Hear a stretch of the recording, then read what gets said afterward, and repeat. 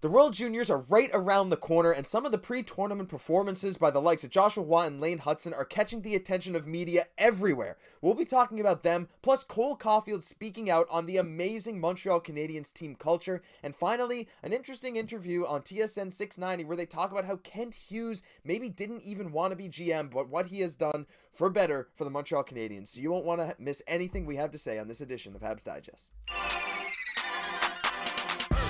Hello, bonjour, ahoy, and welcome to today's news edition of Habs Digest. I'm your host, Josh Gosse, alongside my co-host, Jesse Poirier. And before we get into the video, quick reminder for you guys, subscribe to the channel. You've been doing great so far. Every time I ask you guys to subscribe and like the video, you do. So I'm going to keep asking it. You guys are supporting us like crazy, and we're really appreciating everything you do for us going into the Christmas season. Jesse, topic number one today. You know, I'm really excited for the World Juniors, and I know you are too. And some Habs prospects in these pre-tournament games are getting massive praise so far, and none more so than the likes of Joshua Watt and Lane Hutson. We have a couple quotes to look at here. Famous TSN insider Bob McKenzie, he had some great things to say about Joshua Watt. Quote, Joshua Watt, the Montreal Canadiens' 5th-round pick. He played in the summer and was a very versatile player. He played on the first line, the second line, their third line, and even their fourth line. He did just about everything for Team Canada, and he's already showing signs of doing that again. But not only Joshua Watt was getting praise, we have Lane Hutson. He's been a force for Team USA in the preliminary round, playing a two-way game, and a local amateur scout on hand for Wednesday's game versus Sweden said, "This kid is absolute dynamite. I don't see how he doesn't work his way up the lineup in this tournament and becomes a can't-miss guy in their top 4, said the scout. And it's not just the offensive ability, it's the transition, it's the smart use of his stick in the defensive zone. He does it all. Jesse, this sounds amazing. Like, what are your feelings? I mean, us as Habs fans, we watch these guys a lot, but I mean, we're not pro scouts. How does it feel to you to see these pro scouts and pro insiders, the likes of TSN and Bob McKenzie, saying these kind of things about Montreal prospects? Yeah, I grew up on Bob McKenzie. So, I mean, that's really kind of everything for me. And, the World Juniors do mean a lot. Like, we saw Cayden Guhle being the captain of Team Canada in the past. And, we've kind of seen, even though he was kind of under the radar, it's like, where you kind of stack up on Team Canada and everything actually says so much going forward. And there are great players who sometimes don't make the World Juniors national team, for their respective countries. That can still happen, but it's a huge indicator a lot of the time just because of how competitive it is. If you can make this team, whether it be for Team Canada or for Team USA, it just bodes tremendously well. So I'm really excited because it's so great to hear this about Joshua Watt because he was on the first line last year. That's where he ended up at the end of the tournament. But now, even this year, to hear that when it's even more of a stacked team, that, Bob McKenzie is thinking that he could end up on the first line. I mean, that speaks volumes. And I'm so happy to hear about what he says about Lane Hutson because, we watch the highlight reels all the time from him. We see how great he is, but it's just it is really reassuring just to hear this great commendation about Lane Hutson because, I mean, he has all the skill, just missing that size. So, I mean, to hear those other positive things about him, I mean, it just really bodes so well for us. A reminder, he's 18 years old. Like, he's in this under-20 tournament as an 18-year-old, getting praise from scouts and pretty much everyone around. He's been getting so much praise in the NCAA this year, winning Defender of the Week, Defender of the Month, this award, that award. He's everywhere. But you're right. Jesse, how many times have we seen someone's performance at the World Juniors or a tournament of the like really shoot their draft stock through the roof? And I know Joshua Watt's already drafted. I know Lane Hutson's drafted, all these other Habs prospects because that's who we're focusing on. But, like, you got to wonder, like, if these guys show out at the World Juniors this year, seeing that Joshua Watt was a 5th-round pick, if he comes out of this tournament with a ton of points and a great showing, if he was drafted this year, he might go even higher, right? So it's a great opportunity for these guys to gain confidence on one of the biggest stages because the World Juniors are watched by so many people. I know around my place, it's always been sort of a Christmas, New Year's tradition to watch these games. So there's a lot of pressure on these kids. But the fact that they're showing up in these pre-tournament games and showing what Montreal hockey has to look forward to in the future is like, it's astonishing to me. It's so awesome. And I cannot wait to see what they put together in this tournament. Jesse, topic number 2 today. We have a great quote from Cole Caufield speaking about the amazing team culture in Montreal. And we know the team culture is great, but take a look at what he has to say. We wake up every day and get to do this, Caufield said in a one-on-one chat following the Habs morning skate Monday at the Mullet Arena in Arizona. So this is a little while ago, but I only saw this quote recently and I thought it was relevant to put into the video. We're really lucky. I love this group. I love to see these guys every day. It's fun working with them and trying to get better. It's always a challenge for us, but as long as we do it as a group, that's why we have so much fun. Beating those challenges makes it all worth it. Jesse, I don't think you're surprised about this, but like, isn't it awesome that like this Montreal team culture really seems to be the thing that's pushing this team to do more and more? St. Louis inspiring these guys to do more every single day, and clearly the guys love each other. Yeah, it's so great to hear of just like this team first sort of culture, because that's really what you want. Is for sure you're going through struggles as a young team, but if you do it together, then you can go so much further. So it's just really refreshing just to kind of hear this mentality. And you kind of look at Cole in interviews and you listen to him, you kind of get the feel that that's the type of player that he is. But it's just so nice to hear. I mean, just always has a smile on his face, likes to joke around. And that's what I really like about this young core is like, he's not the only one. Like Slav is like that too. Slav loves to have a laugh, loves to smile, joke around. Suzuki, great choice for captain. Looking back at, now, does Edmundson deserve to be the captain? Does Gallagher, or is it Suzuki? Obviously, they made the right choice looking back in retrospect now, with Suzuki as being the captain, another part of, key part of our core.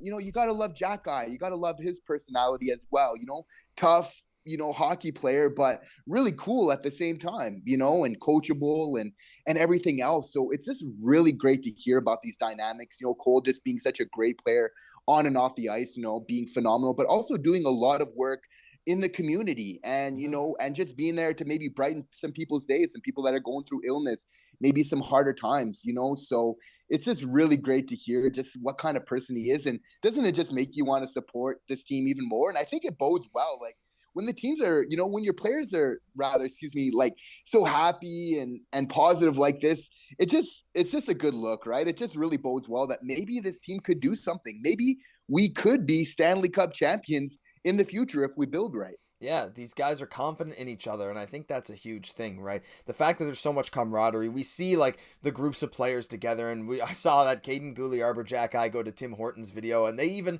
like, the second they get in the car, they hear a song, and they say, oh, that's Slaf's favorite song, let's turn it up. Like, these guys are so in tune with each other. They want to see each other succeed, and that's not always the case with young teams, especially guys maybe fighting for their next contract like Caufield, but no, he's someone who's passionate about the team he is on, passionate about the city of Montreal, which we've been lucky to have some guys like that in the recent past who have just really embraced this city.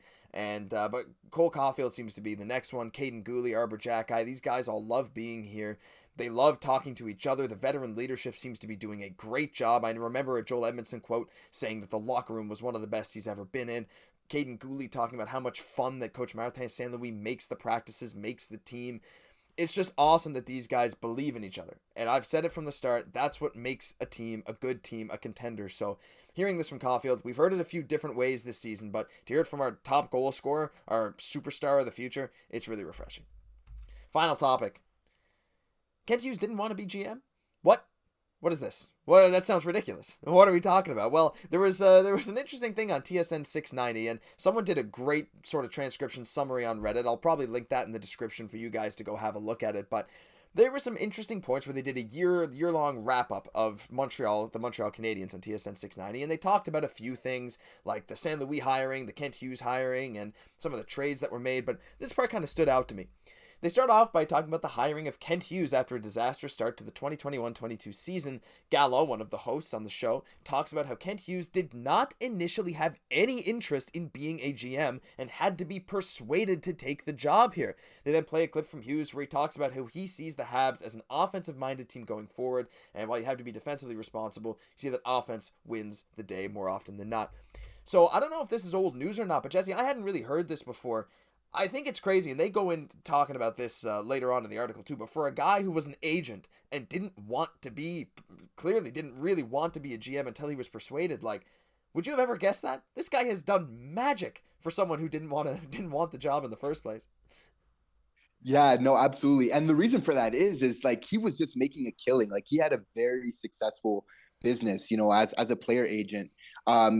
just representing, not only his own players, but also, also taking care of a lot of agents as well. So when you do have a highly successful company that you've helped build up, of course, it's maybe hard to kind of let go of that, of something you built, or to give the reins to somebody else. But am I ever happy that he chose to become our GM? I really love our management group.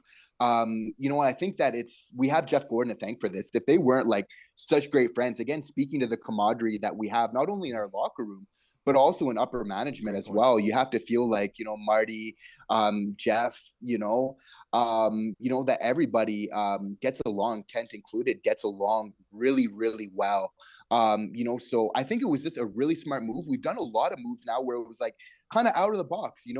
Did Marty St. Louis figure that he'd be an NHL coach so soon? Did Kent Hughes think that he'd be an NHL GM? No, but I think that we had some very good visionaries, in Jeff Gordon. It's sometimes easy to forget about him because he's a little bit more in the shadows right now, but he's really the one that's been pulling the strings on all of this. And he is really in large part to thank for our amazing team philosophy and foundation that we have at this point in time. He is, and I remember when he came over, there was a lot of Rangers fans saying like, "Oh, well, he missed on some draft picks as the guy who went," but like that was really the main criticism of him. I mean, he's done some amazing things, like you said, hiring Kent Hughes, and speaking on that Marty St. Louis hiring, they speak about on the show too how really it took a lot of people off guard when St. Louis was hired. A lot of people around the league, a lot of media where they're like, "What?"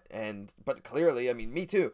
But that was the right decision in hindsight. He seems to be the perfect coach for these guys, and pretty much every trade. I made a video a month or two back talking about Kent Hughes and all the moves he's made for Montreal and how he's put this team in a position to succeed, not just like occasionally, kind of like what Bergevin did, but more of a year in, year out, build it from the ground up, fight every single year. And no, I couldn't be happier. Jesse, I know they talked about the one trade that's maybe iffy is the Lecky trade where we got Justin Barron in return, but like, I mean, you've got to be happy with pretty much every move Kent Hughes has made, right? Like, I think 90% of the things I'm extremely happy with.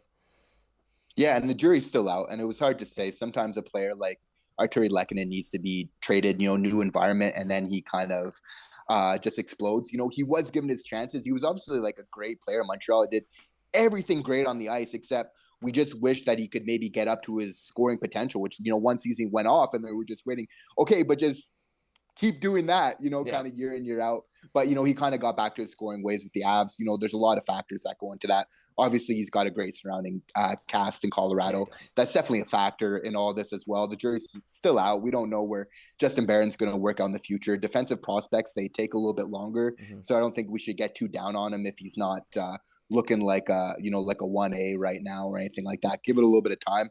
I'm sure that'll work out just fine. I hope so too, and I think it will. I mean, Kent Hughes has been awesome. Jeff Gorton's been awesome. St. Louis has been awesome. Everyone's been awesome. Habs prospects, Habs players. Locker room is great. You're awesome. Oh, thank you, Jesse. You're awesome too. Your smile is unbeatable, as people in the comment sections love to point out. Maybe I need to work on mine or something. But otherwise, though, that'll do it. I think for this news edition. I'm not sure if we'll have too many videos going up before Christmas. We should have a video for you guys tomorrow, but we might be taking the 24th, 25th, and 26th off.